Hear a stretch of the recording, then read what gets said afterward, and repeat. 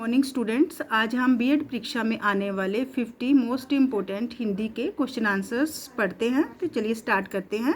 हिंदी वर्णमाला में व्यंजनों की संख्या 33 है। शुद्ध वर्तनी का चयन कीजिए। तो इसमें शुद्ध वर्तनी कौन सी है? कवित्री है।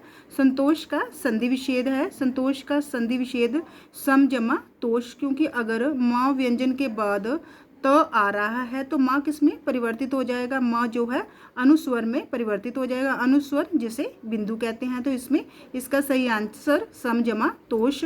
उज्ज्वल का संधि विच्छेद क्या होगा? उत जमा ज्वल।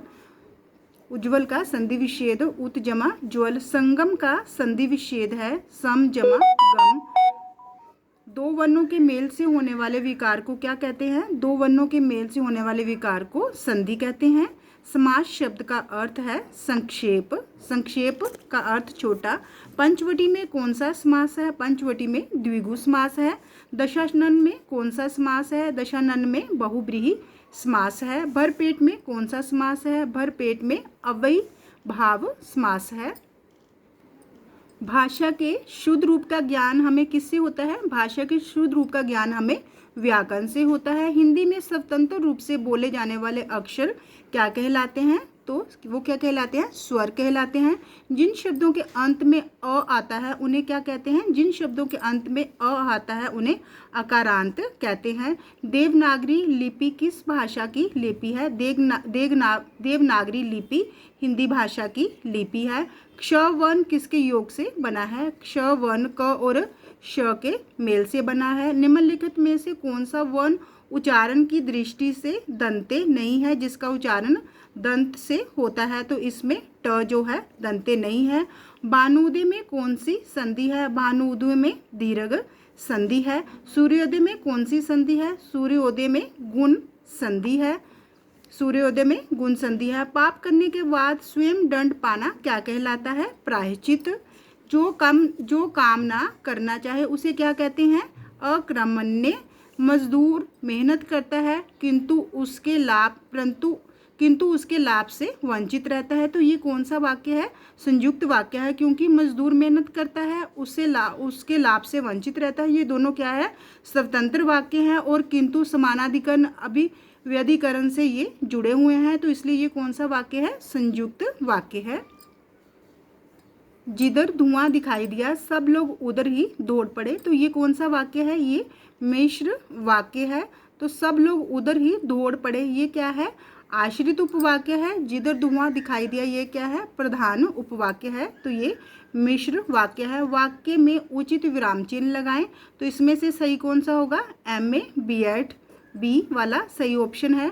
कौन सा वाक्य शुद्ध है? तो इसमें से रामचरितमानस एक धार्मिक ग्रंथ है, ये वाला वाक्य शुद्ध है। रामचरितमानस एक धार्मिक ग्रंथ है, कोमों में आएगा रामचरितमानस। भारतीय संविधान में किस भाषा को राजभाषा के रूप में स्वीकार किया गया है? तो इसका आंसर है हिंदी। वह शब्दांश जो शब्द के पहले जुड़कर अर्थ में परिवर्तन ला देते हैं उन्हें क्या कहते हैं? उन्हें उपसर्ग कहते हैं। निम्नलिखित में से कौन सा अव्ययीभाव समास है? तो इनमें से समय के अनुसार क्या है? अव्ययीभाव समास है। समयानुसार इनमें से समय के अनुसार अव्ययीभाव समास है। स्रोत की दृष्टि से शब्दों को कितने भागों में बांटा गया है? तो स्रोत की दृष्टि से शब्दों को 4 भागों में बांटा गया है।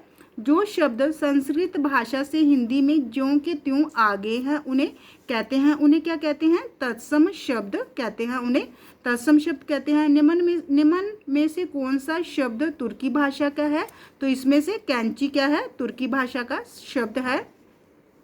विकारी शब्द होते हैं संज्ञा, सर्वनाम, विशेषण और क्रिया क्या है? विकारी शब्द है।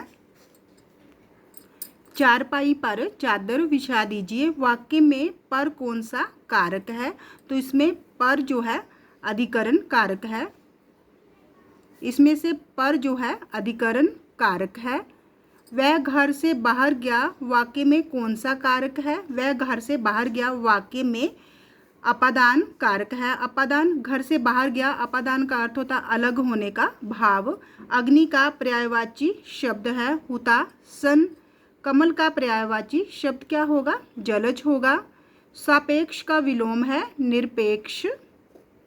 अत का विलोम है, अत का विलोम शब्द क्या होगा, इति। जिस पर मुकदमा चल रहा हो उसे क्या कहते हैं, उसे अभियुक्त कहते हैं। जंगल में लगी आग को क्या कहते हैं, जंगल में लगी आग को दावानल कहते हैं। छाती पर मूंग दलना का अर्थ है बहुत परेशान करना। जहाँ एक ही शब्द के अनेक अर्थ व्यंजित हो वहाँ कौन सा अलंकार होता है, वहाँ पे श्लेष अलंकार होता है।